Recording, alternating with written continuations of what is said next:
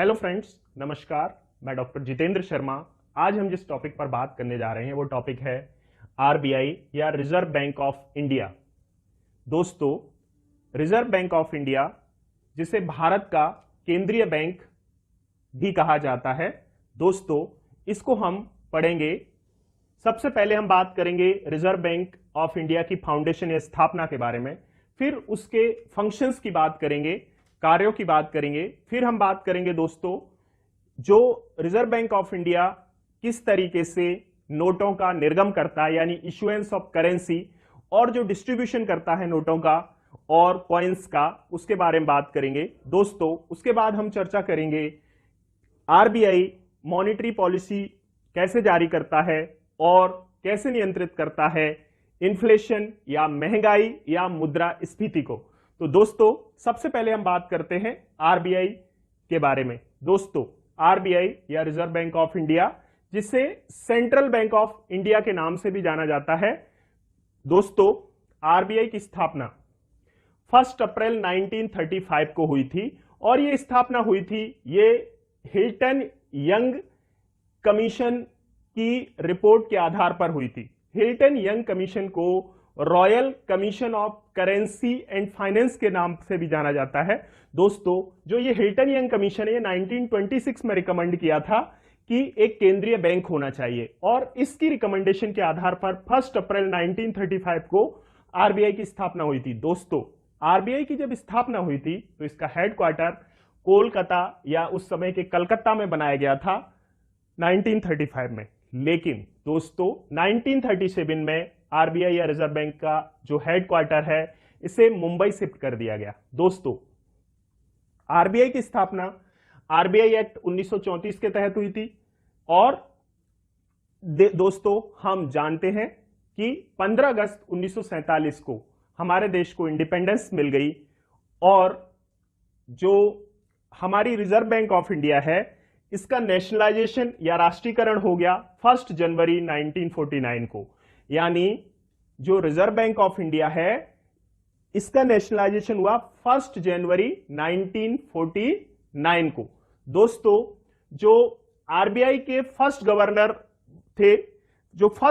थे, उनका नाम था ऑसबोर्न स्मिथ। जो फर्स्ट गवर्नर आरबीआई के बने, उनका नाम था ऑसबोर्न स्मिथ। लेकिन ये ब्रिटिश ओरिजिन के थे। तो फर्स्ट इंडियन गवर्नर यानी इंडियन ओरिजिन के जो गवर्नर बने, उनका नाम था सीडी देशमुख। दोस्तों, आरबीआई के जो वर्तमान गवर्नर हैं, उनका नाम है श्री शक्तिकांत दास। दोस्तों, वर्तमान में जो आरबीआई के गवर्नर हैं, उनका नाम है शक्तिकांत दास। दोस्तों, यदि हम देखेंगे तो हमारे जो करेंसी नोट्स होते हैं, उन पर एक वचन होता है कि मैं धारक को 100 रुपए अदा करने का वचन देता हूं, और उस पर साइन होते हैं आरबीआई के गवर्नर के। दोस्तों, तो आरबीआई हमारे देश में बहुत महत्वपूर्ण कार्य करता है और वो फंक्शंस हैं आरबीआई के। सबसे पहला फंक्शन जो हम आज डिस्कस करने वाले हैं वो है इशुएंस ऑफ करेंसी, यानी जो करेंसी है उसका निर्गम। तो दोस्तों, 1 रुपए के नोट के अलावा और सिक्कों के अलावा 1 rupees note and coins, all coins 1 to 100 rupees coin जो भी इश्यू होते हैं वो गवर्नमेंट ऑफ इंडिया इश्यू करती है। लेकिन जो बाकी 1 रुपए का नोट और सिक्कों के अलावा सभी नोटों का इशुएंस आरबीआई द्वारा किया जाता है। यहां महत्वपूर्ण है दोस्तों कि जो इशुएंस ऑफ करेंसी है, उसके लिए आरबीआई के पास जो नोट छापने के लिए 4 जगह पर प्रिंटिंग की प्रेस हैं। तो दोस्तों, जो प्रिंटिंग प्रेस हैं, प्रिंटिंग ऑफ नोट्स का काम जो करते हैं, वो SPMCIL यानी गवर्नमेंट ऑफ इंडिया के अंतर्गत आने वाले 2 प्लेसेस पर हैं। SPMCIL का फुल फॉर्म है security printing and minting corporation of India limited. Security printing and minting corporation of India limited. तो जो गवर्नमेंट ऑफ इंडिया के ओनरशिप में है वो दो प्लेस हैं, दैट इज नासिक महाराष्ट्र में और दूसरी प्लेस है देवास मध्य प्रदेश में। डेफिनेटली दोस्तों जो एमपीपीएससी का एग्जाम होगा उसके लिए प्लेस बहुत इंपॉर्टेंट है कि सिक्योरिटी प्रिंटिंग प्रेस कहां पर है, देवास मध्य प्रदेश में। Security printing and minting corporation limited जो गवर्नमेंट ऑफ इंडिया की कंपनी है उसके तहत देवास मध्य प्रदेश और नासिक महाराष्ट्र में प्रिंटिंग प्रेस है। इसके अलावा दोस्तों भारतीय रिजर्व बैंक नोट मुद्रण प्राइवेट लिमिटेड जो ओनरशिप है इसकी आरबीआई के पास है, भारतीय रिजर्व बैंक नोट मुद्रण प्राइवेट लिमिटेड, ये दो जगह है, मैसूर कर्नाटक में और सालबोनी वेस्ट बंगाल में। तो दोस्तों इस तरह भारत में 4 स्थानों पर नोटों की छपाई का कार्य होता है, यानी नोट छापने की प्रिंटिंग प्रेस है और रिजर्व बैंक ऑफ इंडिया इन्हें डायरेक्शंस देती है और बताती है कितने नोट छापने हैं। जो 4 स्थान जहां पर नोट छापने का प्रिंटिंग प्रेस है वो है नासिक महाराष्ट्र, देवास मध्य प्रदेश, मैसूर कर्नाटक में और सालबोनी वेस्ट बंगाल में।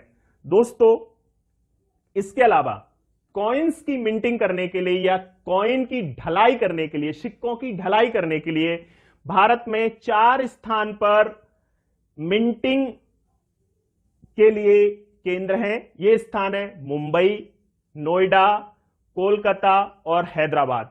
यानी सिक्कों की ढलाई हमारे देश में 4 स्थानों पर होती है, मुंबई, नोएडा, कोलकाता और हैदराबाद। और जो मिंटिंग ऑफ कॉइन्स है वो SPMCIL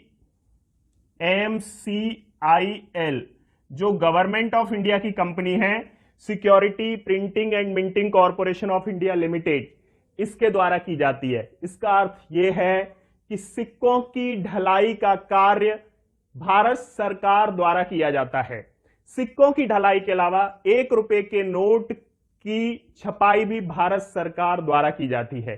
तो आरबीआई सिर्फ 1 रुपए के नोट के मामले में और सिक्कों के मामले में सिर्फ डिस्ट्रीब्यूशन करती है, यानी वितरण का कार्य करती है। तो दोस्तों एक और इंपॉर्टेंट पॉइंट है यहां पर, जो 1 रुपए का नोट है ना दोस्तों, इस पर जो साइन होते हैं वो फाइनेंस सेक्रेटरी के होते हैं। दोस्तों किसके साइन होते हैं? वित्त सचिव के। और 1 रुपए के नोट के अलावा सभी नोटों पर जो साइन होते हैं वो रिजर्व बैंक ऑफ इंडिया के गवर्नर के होते हैं। दोस्तों इंपॉर्टेंट पॉइंट है ये कि 1 रुपए के नोट पर जो साइन होते हैं वो साइन होते हैं भारत सरकार के वित्त सचिव के। तो दोस्तों ये था इशुएंस ऑफ करेंसी के बारे में। इसके अलावा दोस्तों जो आरबीआई फंक्शन करता है वो है रेगुलेशन ऑफ बैंक्स, यानी बैंकों के ऊपर नियंत्रण। यानी आरबीआई बैंकों को डायरेक्शंस देता है और उनको नियंत्रित रखता है कि किस तरीके से बैंकिंग करनी है। दोस्तों इसके बाद आरबीआई बैंक ऑफ बैंक्स भी है, यानी बैंकों को जब लोन की जरूरत होती है तो वो किसके पास जाते हैं? आरबीआई के पास। दोस्तों जैसा कि हम जानते हैं यदि हमें लोन की जरूरत होती है तो हम किसके पास जाते हैं? बैंक के पास। लेकिन बैंकों को लोन की जब जरूरत होती है तो वो किसके पास जाएंगे? आरबीआई के पास। तो इस तरह आरबीआई बैंक ऑफ बैंक्स है। इसके अलावा आरबीआई एक इंपॉर्टेंट काम करता है, स्टेबलाइजिंग रेट ऑफ इन्फ्लेशन। ये पॉइंट बहुत इंपॉर्टेंट है। इन्फ्लेशन का मतलब होता है महंगाई या मुद्रास्फीति। दोस्तों यहां समझने की बात है, महंगाई या मुद्रास्फीति। तो आरबीआई जो इन्फ्लेशन या मुद्रास्फीति की रेट है उसे स्टेबलाइज करता है, स्थिर करता है, यानी मुद्रास्फीति अचानक नहीं बढ़ने देता। तो दोस्तों ये भी इंपॉर्टेंट काम है, इसके बारे में डिस्कस करेंगे मॉनिटरी पॉलिसी और क्रेडिट पॉलिसी के साथ में। दोस्तों इसके अलावा आरबीआई एक और काम करता है, कीपर ऑफ फॉरेन एक्सचेंज। जो विदेशी मुद्रा है वो आरबीआई के पास रिजर्व के रूप में रखी हुई है। किसके पास रखी हुई है? आरबीआई के पास। तो ये विदेशी मुद्रा को अपने पास रखता है। इसके बाद जो नेक्स्ट फंक्शन है that is banker of the government, यानी आरबीआई सरकार का बैंक भी है। तो सरकार का बैंक भी आरबीआई यानी बैंकर ऑफ द गवर्नमेंट। इसके अलावा नेक्स्ट फंक्शन है stabilising the exchange rate of rupee. जो आरबीआई या रिजर्व बैंक ऑफ इंडिया है वो काम करता है कि जब भी रुपए का मूल्य बहुत कम हो रहा होता है यानी उसका अवमूल्यन हो रहा है या कमी आ रही है या विदेशी मुद्राओं की तुलना में बढ़ रहा है तो उसे स्थिर रखता है। दोनों ही चीजें एक्सपोर्ट इंपोर्ट के लिए नुकसानदायक होती हैं कि रुपए की कीमत अचानक गिर जाना विदेशी मुद्राओं की तुलना में या अचानक बढ़ जाना, यानी एक्सचेंज रेट है उससे भी आरबीआई स्टेबलाइज करता है। इसके अलावा जो बहुत इंपॉर्टेंट और आरबीआई का फंक्शन है, most important for the examination purpose और 100% इसके ऊपर क्वेश्चंस एग्जाम्स में आते ही आते हैं, that is credit and monetary policy. यानी जो मौद्रिक नीति है वो आरबीआई निर्धारित करता है, यानी देश की जो मौद्रिक नीति है यानी मॉनिटरी पॉलिसी है वो आरबीआई निर्धारित करता है, यानी रिजर्व बैंक ऑफ इंडिया निर्धारित करता है। दोस्तों, जो मॉनिटरी पॉलिसी या मौद्रिक नीति है इसी के आधार पर यह निर्धारित होता है कि बाजार में पैसा अधिक रहेगा या कम, और यही निर्धारित करता है कि मुद्रास्फीति कम होगी या ज्यादा होगी, डेवलपमेंट या ग्रोथ कितना होगा।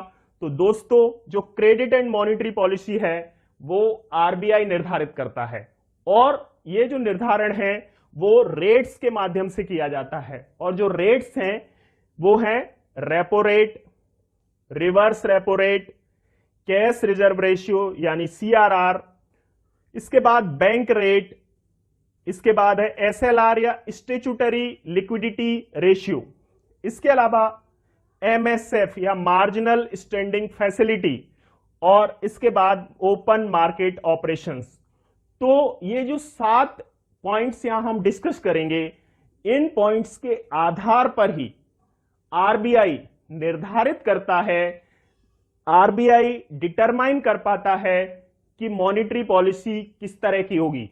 अभी हम देखते हैं कि 4 जून 2021 को आरबीआई ने जो उनकी त्रैमासिक बैठक हुई उसमें मौद्रिक नीति घोषित की, और जो मौद्रिक नीति या मॉनिटरी पॉलिसी डिक्लेयर की वो मॉनिटरी पॉलिसी जो पुरानी मौद्रिक नीति थी वही रखी गई, यानी जो मॉनिटरी पॉलिसी है वो स्टेटस क्वो रखा गया, यानी सेम पुराने जैसी रखी गई। तो दोस्तों, आरबीआई कैसे मॉनिटरी पॉलिसी को डिटरमाइन करता है इसको हम डिस्कस करते हैं डिटेल में, और इसी के बेसिस पर हम समझेंगे कि इन्फ्लेशन कंट्रोल कैसे किया जाता है या इन्फ्लेशन को किस तरह स्थिर रखा जाता है। तो दोस्तों, जो मॉनिटरी पॉलिसी है आरबीआई की वो नियंत्रित की जाती है निम्न 7 रेट्स के माध्यम से। तो दोस्तों, सबसे पहले हम बात करेंगे रेपो रेट। रेपो रेट जो वर्तमान में इसकी दर 4% है। तो रेपो का मतलब है रीपर्चेज ऑप्शन। रेपो का मतलब क्या है? Repurchase option. दोस्तों, जो रेपो रेट है इसका अर्थ है कि जब आरबीआई किसी बैंक को शॉर्ट टर्म के लिए लैंडिंग करता है या लोन देता है तो उस पर जो इंटरेस्ट लेता है उसे रेपो रेट कहते हैं, और इस रेपो का फुल फॉर्म क्या है? Repurchase option. तो दोस्तों, रेपो के बदले आरबीआई में जो कॉमर्शियल बैंक आरबीआई से लोन ले रहे हैं वो अपनी सिक्योरिटीज को जमा करते हैं, यानी रेपो रेट में आरबीआई सिक्योरिटीज बैंक से जमा कराता है अपने पास, और रेपो रेट वर्तमान में जो इसकी दर है वो है 4%। रेपो रेट का जो ड्यूरेशन सामान्यतः होता है वो 45 से 90 डेज के बीच होता है। कितना होता है दोस्तों? 45 to 90 डेज, यानी short term lending by RBI to commercial banks is called as repo rate. तो दोस्तों, रेपो रेट अभी वर्तमान में 4% है। दोस्तों, इसके बाद में reverse repo rate. Reverse repo rate का अर्थ है यदि कभी कभी ऐसा होता है जैसे अभी कोविड-19 का काल आया तो ज्यादातर बिजनेस बंद थे, यानी बैंकों के पास लोन डिस्बर्समेंट या डिस्ट्रीब्यूशन कम हो गया। तो बैंकों के पास पैसा मान लीजिए ज्यादा जमा हो गया, तो बैंक्स क्या करेंगे, उस एक्स्ट्रा मनी को आरबीआई के पास डिपॉजिट कर देंगे। जो एक्स्ट्रा मनी को आरबीआई के पास जो कॉमर्शियल बैंक डिपॉजिट करते हैं उसके ऊपर आरबीआई इंटरेस्ट देता है, that is known as reverse repo rate.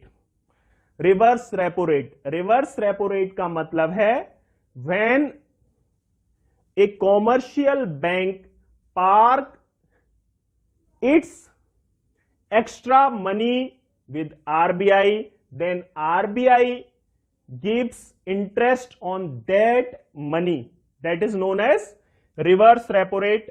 वर्तमान में जो इसकी दर है that is 3.35%। कितनी है? 3.35%। हमेशा याद रखिएगा आरबीआई एक बड़ा लेंडर है जो बैंकों के ऊपर नियंत्रित रखता है, यानी हमेशा जो रेपो रेट की दर है वो रिवर्स रेपो रेट से ज्यादा होगी, क्योंकि जब आरबीआई बैंकों को लोन देगा तो उस पर ज्यादा इंटरेस्ट लेगा, और जब बैंक आरबीआई के पास अमाउंट रखेंगे तो उसके बदले में वो कम इंटरेस्ट देगा। इसके पीछे एक और ऑब्जेक्टिव है कि आरबीआई के पास बैंक अपने धन को जमा न करें, बल्कि बैंक अपने धन को मार्केट में रखें, मार्केट में दें, यानी मार्केट में लोन डिस्बर्समेंट करें। तो इसलिए रिवर्स रेपो रेट की दर कम रखी जाती है और वर्तमान में इसकी दर है 3.35%। इसके बाद जो नेक्स्ट रेट है दैट इज सीआरआर, यानी कैश रिजर्व रेशियो। इसकी जो रेट है that is 4%। Cash reserve ratio या नगद आरक्षी अनुपात, इसका अर्थ यह है कि प्रत्येक बैंक को अपनी कुल पूंजी का कुछ प्रतिशत आरबीआई के पास जमा करके रखना होता है, दैट इज नोन एज नगद आरक्षी अनुपात या cash reserve ratio. Means it is the fixed amount जो बैंकों को अपनी टोटल कैपिटल है उसका कुछ फिक्स्ड परसेंटेज आरबीआई के पास डिपॉजिट रखना होता है। इसके पीछे ऑब्जेक्टिव क्या है? ऑब्जेक्टिव यह है कि सीआरआर जैसे अभी 4% है, इसके पीछे ऑब्जेक्टिव यह है कि मान लीजिए बैंक को कुछ प्रॉब्लम हो जाता है, डिफॉल्ट हो जाता है बैंक, तो उस समय जो कैश रिजर्व रेशियो है वो उसके जो कस्टमर हैं, ग्राहक हैं, उनके बीच में बांटा जा सके। तो कैश रिजर्व रेशियो वो अमाउंट है जो बैंकों को निश्चित धन के रूप में आरबीआई के पास जमा रखना होता है, और आरबीआई इसके ऊपर कोई भी इंटरेस्ट नहीं देता। आरबीआई कैश रिजर्व रेशियो या नगद आरक्षी अनुपात के ऊपर कोई इंटरेस्ट नहीं देता। सिंपल भाषा में समझें तो एक तरह से ये जब अपन कोई चीज हायर करते हैं, मींस रेंट पर लेते हैं, तो उसके लिए हमें कुछ पैसा डिपॉजिट करना पड़ता है, सामान्य भाषा में जिसे पगड़ी कहते हैं। ये एक उस तरह का अमाउंट है जिस पर कोई इंटरेस्ट नहीं मिलता।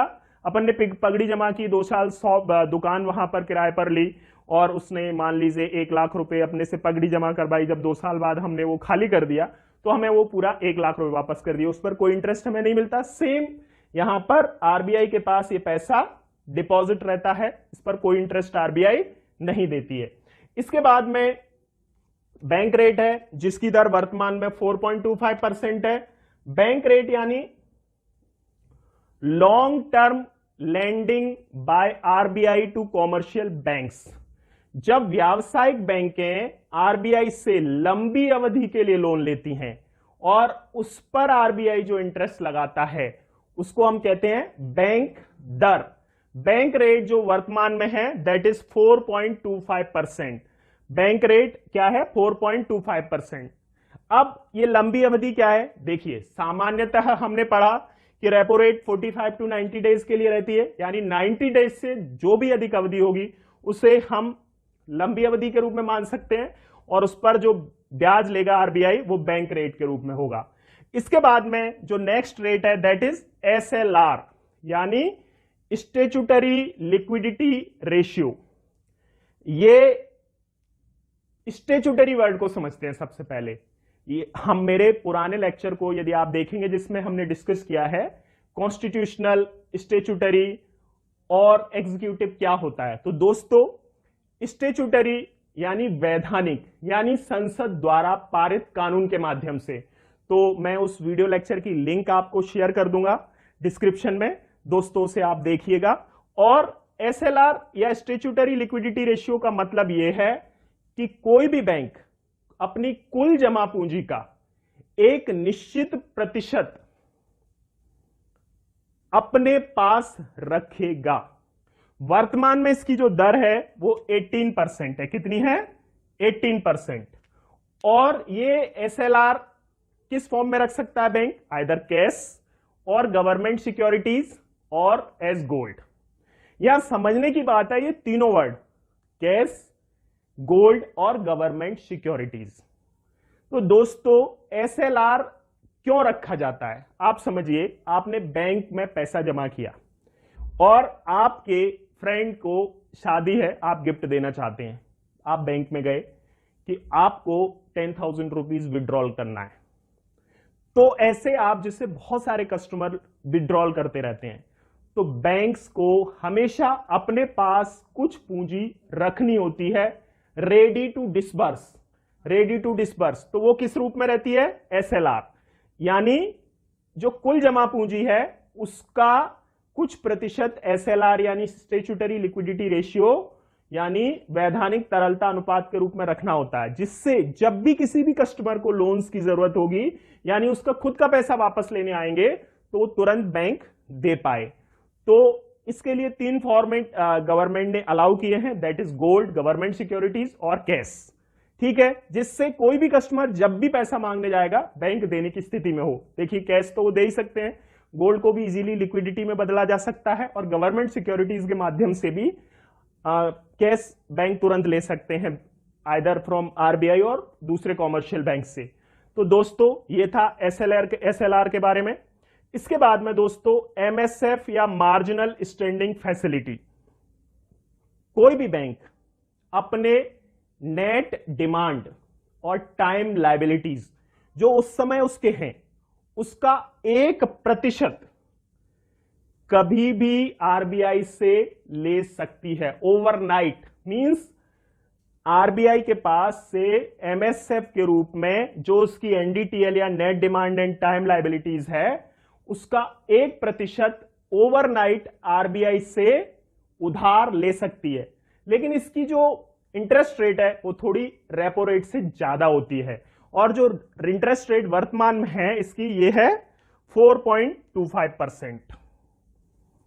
इसके अलावा आरबीआई के पास मॉनिटरी पॉलिसी को कंट्रोल करने के लिए दोस्तों एक और इंपॉर्टेंट टूल है, that is open market operations. Open market operations का मतलब है आरबीआई लिक्विडिटी को मार्केट में कंट्रोल करने के लिए जो उसके पास गवर्नमेंट सिक्योरिटीज हैं उन्हें सेल या परचेज कर सकती है। यदि मार्केट में लिक्विडिटी बढ़ानी है तो आरबीआई गवर्नमेंट सिक्योरिटीज को परचेज करेगी, यानी बैंक से और जिनके पास भी गवर्नमेंट सिक्योरिटीज या बॉन्ड्स हैं उनको आरबीआई क्या करेगी? खरीदेगी। जब आरबीआई गवर्नमेंट सिक्योरिटीज को खरीदेगी तो उसके बदले में कैश देगी, तो मार्केट में लिक्विडिटी बढ़ जाएगी। लेकिन यदि मार्केट में लिक्विडिटी को आरबीआई को कम करना है दोस्तों तो गवर्नमेंट सिक्योरिटीज या बॉन्ड्स को आरबीआई सेल करेगी। जब आरबीआई गवर्नमेंट सिक्योरिटीज या बॉन्ड्स को सेल करेगी मार्केट में तो डेफिनेटली लोग पैसा देकर उसे खरीदेंगे, तो मार्केट से पैसा कहां जमा हो जाएगा?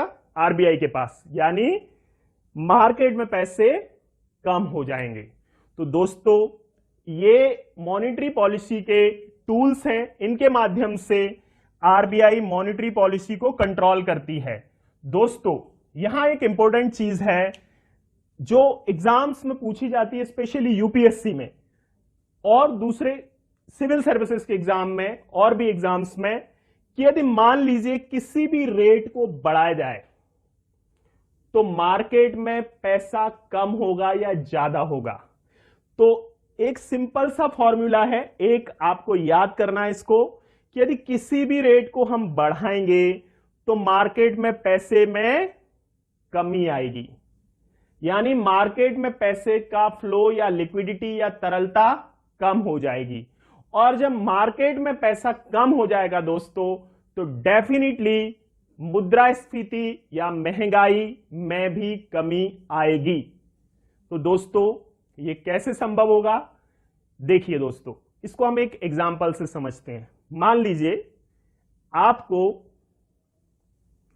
किसी अच्छे काम, अपनी परफॉर्मेंस की वजह से मार्च में बोनस मिला 1 लाख रुपए, और आप कार परचेज करना चाहते हैं जिसकी कीमत है 5 लाख रुपए, और आप 1 लाख रुपए आपके पास अमाउंट होता है। यदि मान लीजिएगा मार्केट में रेट्स कम है तो क्या होगा? मार्केट में लोन इजीली अवेलेबल होगा कम इंटरेस्ट रेट पर, और आपको 4 लाख रुपए लोन मिल रहा होगा। लेकिन यदि रेट्स ज्यादा हैं तो डेफिनेटली मार्केट में पैसा क्या होगा? कम होगा। तो जो इंटरेस्ट रेट जिस पर लेंडिंग होती है लोन्स की पर्सन्स को, तो वो क्या होगा? इंटरेस्ट रेट ज्यादा हो जाएगा। जब रेट्स ज्यादा होंगी तो इंटरेस्ट रेट भी ज्यादा होगा। जब इंटरेस्ट रेट ज्यादा होगा तो डेफिनेटली आपको जो 4 लाख लोन मिल रहा था, हो सकता है वो 3.5 लाख रुपए ही लोन मिल पाए। क्यों मिल पाए? क्योंकि जब इंटरेस्ट रेट ज्यादा होगी तो आपकी जो ईएमआई इक्विटेड मंथली इंस्टॉलमेंट है वो ज्यादा बने और आपकी सैलरी से मैच ना हो रही हो, तो उस तरीके से आप डेफिनेटली उस कार को फिर उस समय परचेज नहीं कर पाएंगे। तो जब कार परचेज नहीं कर पाएंगे तो हो सकता है कि जो कार कम बढ़ रही थी, जिसकी डिमांड ज्यादा थी, जिसकी वजह से उसकी कीमतें बढ़ रही थी, यानी मुद्रास्फीति बढ़ रही थी, जब डिमांड में उसके कमी आ जाएगी, परचेजर कम हो जाएंगे, तो डेफिनेटली उसकी महंगाई या इन्फ्लेशन कम हो जाएगा। तो दोस्तों आरबीआई के पास जो मॉनेटरी पॉलिसी है ये एक इंपॉर्टेंट टूल है। स्पेशली मॉनेटरी पॉलिसी में भी सबसे इंपॉर्टेंट टूल जिसका आरबीआई सबसे ज्यादा उपयोग करता है वो है रेपो रेट। तो इस रेपो रेट और मॉनेटरी पॉलिसी के माध्यम से आरबीआई मॉनेटरी पॉलिसी को के माध्यम से आरबीआई जो इन्फ्लेशन है उसे स्टेबलाइज करता है। तो दोस्तों जब ये रेट्स यानी repo rate, bank rate, reverse repo rate, SLR, CRR, MSF और ओपन मार्केट ऑपरेशंस ज्यादा होते हैं तो क्या होता है? मार्केट में मनी का फ्लो यानी लिक्विडिटी कम हो जाती है, और जब लिक्विडिटी कम हो जाती है तो इन्फ्लेशन तो कम हो जाता है, लेकिन इकोनॉमी तेज गति से ग्रोथ नहीं कर पाती, यानी जो इकोनॉमिक डेवलपमेंट है वो भी क्या हो जाएगा? स्लो हो जाएगा दोस्तों, यानी इकोनॉमिक डेवलपमेंट स्लो हो जाएगा।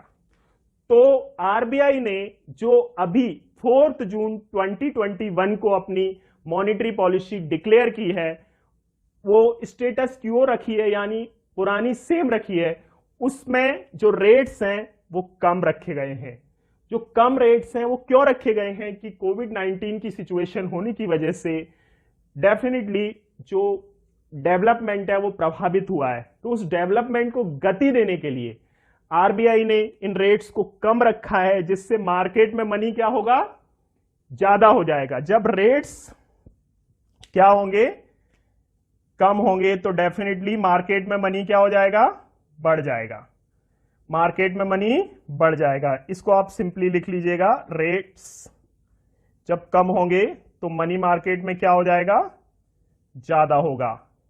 यानी इकोनॉमिक डेवलपमेंट तेज करने के लिए हमें जो रेट्स हैं उनको कम रखना होगा, यानी मॉनेटरी पॉलिसी को इजी रखना पड़ेगा, जिससे कि लोग अधिक से अधिक लोन ले पाएं और अपना बिजनेस एस्टेब्लिश कर पाएं या बिजनेस को ग्रोथ दे पाएं। तो इस तरीके से देखा जाए तो ये चीप मनी पॉलिसी है, यानी यहां पर रेट्स को कम रखा जाता है, और जब रेट्स को ज्यादा रखा जाता है तो उसे कहते हैं डियर मनी पॉलिसी, यानी यहां पर रेट्स या मॉनेटरी पॉलिसी को अधिक रखा गया है। इसका ऑब्जेक्टिव होता है इन्फ्लेशन को कम करना, और चीप मनी पॉलिसी का ऑब्जेक्टिव होता है ग्रोथ रेट को बढ़ाना, यानी देश को तेज गति से आगे बढ़ाना। और डेफिनेटली हम सब जानते हैं इस समय हमारे देश को तेज या रैपिड डेवलपमेंट और ग्रोथ की जरूरत है, तो आरबीआई ने जो मॉनेटरी पॉलिसी है उससे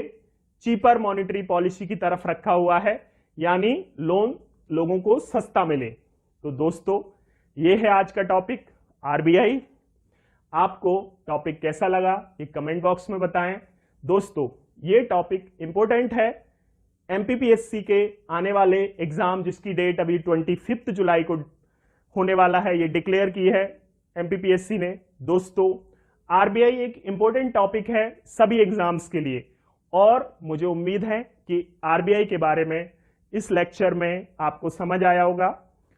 मैं आपको रिकमेंड करूंगा कि इस लेक्चर को आप सिर्फ सुनिए और इसके बाद में आप किसी भी इकोनॉमी की बुक से आरबीआई को पढ़िए और इन पॉइंट्स के आधार पर आप अपने नोट्स बना लीजिए।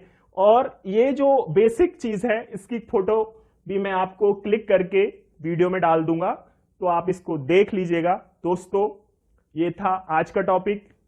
आप यदि आपको इसी तरह के अन्य टॉपिक्स को चाहिए, तो किसी अन्य टॉपिक पर यदि आपको सुनना है तो कृपया करके आप कमेंट बॉक्स में लिख सकते हैं। और यदि आपने चैनल को अभी तक सब्सक्राइब नहीं किया है तो कृपया सब्सक्राइब करें। Thank you very much.